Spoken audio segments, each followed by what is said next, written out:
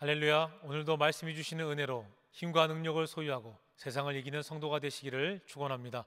함께 말씀 보겠습니다. 함께 보실 말씀은 창세기 49장 28절로 33절의 말씀입니다. 제가 봉독해 드리겠습니다. 이들은 이스라엘의 12지파라. 이와 같이 그들의 아버지가 그들에게 말하고 그들에게 축복하였으니 곧 그들 각 사람의 분량대로 축복하였더라. 그가 그들에게 명하여 이르되 내가 내 조상들에게로 돌아가리니 나를 햇사람 에브론의 밭에 있는 굴에 우리 선조와 함께 장사하라. 이 굴은 가나안 땅 마므레 앞 막벨라 밭에 있는 것이라. 아브라함이 햇사람 에브론에게서 밭과 함께 사서 그의 매장지를 삼았으므로 아브라함과 그의 아내 사라가 거기 장사되었고 이삭과 그의 아내 리브가도 거기 장사되었으며 나도 레아를 그곳에 장사하였노라. 이 밭과 거기 있는 굴은 헷 사람에게서 산 것이니라. 야곱이 아들에게 명하기를 마치고 그 발을 침상에 모으고 숨을 거두니 그의 백성에게로 돌아갔더라. 아멘. 오늘 말씀의 제목은 후회하지 않는 삶을 살자입니다. 창세기 49장은 야곱이 죽기 바로 전에 12아들들을 모아놓고 인생의 마지막으로 남기는 그런 유언 형태의 말입니다. 자, 이 말들은 자기의 일평생 중에서 가장 순수하고 가장 아주 정직하고 가장 진실된 그런 마음으로 하는 그런 이야기입니다. 우리가 야곱의 일생을 잘 알고 있듯이 그의 한평생은 참 순탄하지 않았습니다. 그 이유가 대부분 자기의 욕심 때문이고요. 인간의 그런 머리로 인생을 살아나가려고 했기 때문이라고 하는 겁니다. 지금 야곱이 죽음을 앞두고 후회하는 부분들이 많이 있습니다. 그래서 자기의 아들들은 후회하지는 않는 그런 삶을 살기를 원하고 있음을 우리가 볼 수 있는 겁니다. 자, 후회하지 않는 삶을 살기 위해서는 여러분 어떻게 해야 될까요? 창세기 49장의 말씀을 중심으로 몇 가지 함께 생각해보고 깨달음을 얻고자 합니다. 자, 먼저 첫 번째로 언제나 하나님의 은혜 중심으로 살면 후회가 없습니다. 인생은 하나님의 은혜로 살아가는 것이지 인간의 꾀로 사는 것이 아니라고 하는 그런 진리입니다. 야곱은 자수성가한 사람입니다. 하나님의 은혜보다 어떤 자신의 그런 노력과 수고를 통해서 성공적인 인생을 만들기 위해서 한평생 아주 열심히 살아왔던 그런 사람입니다. 자, 그러나 하나님께서 함께 하시지 않으면 우리는 아무것도 할 수 없다라고 하는 거죠. 우리의 구원, 생활, 우리의 존재 그 자체가 하나님의 은혜인 줄로 믿습니다. 여러분, 우리가 열심히 일만 한다고 해서 행복하고 복된 삶을 사는 것 아닙니다. 오히려 한 번씩 모든 것을 중단하고 하나님의 역사를 조용히 기다리는 것이 진정한 행복이고 복된 삶인 겁니다. 사람이 영적으로 또 정신적으로 성장하고 자라기 위해서는요, 하나님 앞에서 홀로 조용히 나아가는, 하나님 앞에 조용히 나아가는 그런 시간이 필요하다라고 하는 겁니다. 그래서 큐티와 같은 그런 말씀을 묵상하는 그런 일들이, 그런 시간들이 매우 중요하다라고 하는 거죠. 세상의 모든 일들을 중단하고 말씀을 묵상하면서 우리 자신의 그런 모습을 있는 그대로 하나님 앞에 나아가서 그렇게 조용히 기다리면 성령께서 우리 가운데서 아주 놀랍게 역사하실 줄로 믿습니다. 또 예배가 아주 중요합니다. 예배하는 시간은 세상의 모든 일들을 다 중단하고 오직 하나님을 만나는 그런 시간이죠.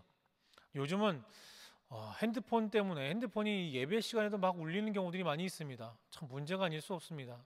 예배 방해를 일으키죠. 여러분, 예배에 방해되는 것들은요, 다 제거하셔야 된다라고 하는 겁니다. 우리는 우리의 수고와 노력으로 복된 인생을 만들어 간다라고 그렇게 착각합니다. 하나님께서 은혜로 뒷받침해 주지 않으면 여러분, 우리는 아무것도 할 수 없어요. 모든 것이 하나님의 은혜임을 느끼고 그렇게 체험하며 사는 사람은 언제나 하나님께 감사하면서 후회 없는 삶을 살게 될 줄로 믿습니다. 자, 두 번째로 후회하지 않는 삶을 살려면 여러분, 다른 사람들을 축복하며 사셔야 됩니다. 자, 야곱은 지금까지 오직 자기 중심으로 살았습니다. 남에게는 관심이 없어요. 남을 축복할 그런 마음의 여유도 없었고요. 남에게 뭐 베풀거나 섬기거나 나누어 준다라고 하는 건 상상조차 할 수 없었습니다.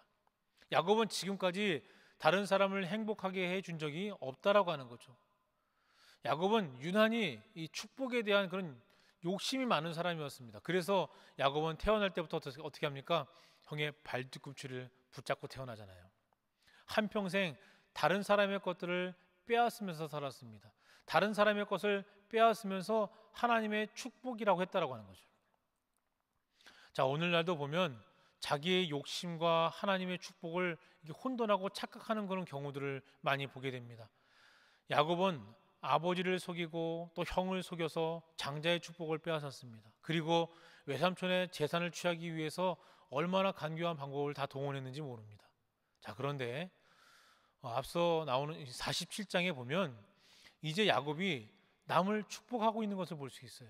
야곱이 바로왕을 만나자마자 어떻게 하느냐? 축복하고 바로왕과 헤어지면서 또 축복을 합니다. 사람을 만날 때마다 축복하고 헤어질 때도 축복을 한다라고 하는 거죠. 야곱은 오늘 말씀에서도 보듯이 자신의 12아들에게 지금 무엇을 합니까? 축복하고 있습니다. 야곱은 가는 곳마다 축복하고 만나는 사람마다 축복을 하고 있는 겁니다. 야곱은 지금까지 남에게 축복은커녕 항상 남에게 어떤 상처를 많이 주었죠. 한평생 이렇게 살았습니다. 자, 그러나 그의 말년에는요, 축복으로 가득 찬 것을 볼 수 있습니다. 특히 오늘 보면 이 49장은 모두가 다 축복입니다. 요셉은 내가 많이 소유하고 내가 많이 가지고 또 많이 누리면 행복할 줄 알았는데 사실은 그것이 아님을 알았다라고 하는 거죠. 오히려 행복은 내가 다른 사람들을 행복하게 만들어 줌으로써 내가 행복해진다라고 하는 그 사실입니다. 내가 다른 사람들을 축복할 때 내가 축복된 그런 존재가 된다라고 하는 그 사실을 알게 된 거죠. 여러분, 서로를 축복하는 성도가 되시기를 간절히 바랍니다. 축복하는 여러분들의 마음에 하나님께서 하늘문을 여시고 아주 크신 은혜와 그런 축복으로 충만히 채워주시고 후회 없는 삶으로 인도해 주실 줄로 믿습니다. 자, 세 번째로 후회하지 않는 삶을 살려면요, 여러분, 남을 용서하며 사셔야 됩니다. 야곱이 한평생 그 마음 속에는 시기, 질투, 미움, 그리고 분노가 있었습니다. 용서하지 못하는 사람은 여러분 절대로 복된 인생을 살 수 없다라고 하는 겁니다. 야곱은 성난 사람이었습니다. 오랜 세월 동안 형과 아버지와 삼촌과 그리고 자기 자신과 나아가서는 하나님께 화를 내고 분노하면서 살았습니다. 그렇게 많은 가축과 물질을 얻었음에도 여전히 성난 사람이었다라고 하는 거죠. 그 마음속 깊이 새겨져 있는 그런 화와 분노를 해결하지 못했다라고 하는 겁니다. 한마디로 용서가 없었다라고 하는 겁니다. 그러나 인생의 마지막 부분에서는 야곱의 심령에 분노와 성냄이 없었습니다. 오히려 은혜의 감격이 있고요, 또 남을 축복하면서 살아나갑니다. 여러분, 우리의 마음속에 많은 상처가 있고 분노가 가득하면 하나님의 복을 받을 수가 없고요, 정상적인 그런 그리스도인의 삶을 살 수가 없다라고 하는 겁니다. 마음의 평화가 있을 수 없어요. 우리 마음속에 있는 분노를 어떻게 해결할 수 있느냐? 그 치료 방법이 바로 용서입니다. 무조건 용서하는 일이다라고 하는 거죠. 여러분, 용서하지 않으면 남을 축복할 수 없습니다. 우리의 심령 속에 미움이 있고 아픔이 있고 상처가 있는 동안에는요, 남을 축복할 수 있는 그런 여유가 없다라고 하는 거죠. 분노가 가득 차 있다면 결코 행복하게 살아갈 수가 없는 겁니다. 분노를 가진 채로 올바른 신앙생활을 할 수가 없는 거죠. 용서가 구체적으로 행동으로 옮겨질 때 용서는 우리의 삶을 바꾸고 상황을 변화시키는 그런 능력을 가지고 있습니다. 용서는 하나님의 복음의 본질인 겁니다. 여러분, 기독교 신앙의 핵심 메시지가 뭡니까? 예수님의 십자가의 보혈로 하나님께서 우리의 죄를 다 용서해 주심에 있습니다. 복음은 그래서 용서를 통하여 나타난 하나님의 무한하신 사랑인 거죠. 용서는 사람을 살리고 회복시키고 새 사람이 되게 하는 겁니다. 그리스도 안에서 하나님의 용서는 우리의 영혼을 살리는 그런 일이었습니다. 그리스도인들은 모두 용서함을 받은 사람들인 거죠. 그러므로 우리도 용서하는 삶을 살아가야 됨을 여러분 꼭 기억하시기 바랍니다. 사랑하는 성도 여러분, 우리 그리스도인들은 모두 후회 없는 삶을 살아야 합니다. 그러기 위해 언제나 나의 공로가 아니라 하나님의 은혜 중심으로 살아야 합니다. 그리고 축복하는 삶을 사셔야 됩니다. 그리고 용서하는 삶을 살아야 될 줄로 믿습니다. 후회 없는 삶을 사는 성도가 되시기를 바랍니다. 후회가 없을 뿐만 아니라 기쁨과 감사가 넘치는 삶을 사는 성도가 되시기를 주님의 이름으로 축원합니다. 함께 기도하겠습니다. 사랑과 은혜가 충만하신 하나님, 감사를 드립니다. 우리가 세상을 살아갈 때에 우리의 힘과 능력으로 이룬 것이 없으며 모든 것이 하나님의 은혜 없이는 불가능한 것임을 고백합니다. 은혜 아니면 살아갈 수 없음을 고백하오니 우리에게 날마다 은혜를 내려주시고 함께하여 주시옵소서. 우리에게 허락하신 생명을 통해 하나님께 영광을 돌리며 이 땅에서 사는 동안 후회 없는 삶을 살기를 소망합니다. 우리에게 성령의 지혜 주셔서 하나님의 은혜를 깨닫게 하시고 시기하고 질투하지 않고 모두를 축복하며 살아가는 삶이 되게 하여 주시옵소서. 이 시간 간절히 바라옵기는 아직도 용서하지 못한 것들이 있다면 이 시간 우리의 마음을 만져주셔서 용서의 마음으로 채워주시고 나의 죄를 용서하신 하나님의 사랑을 기억하며 진정으로 용서하는 자가 되게 하여 주시옵소서.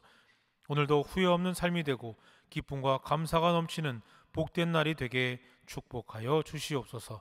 이 모든 말씀 거룩하신 예수 그리스도의 이름으로 기도하옵나이다. 아멘.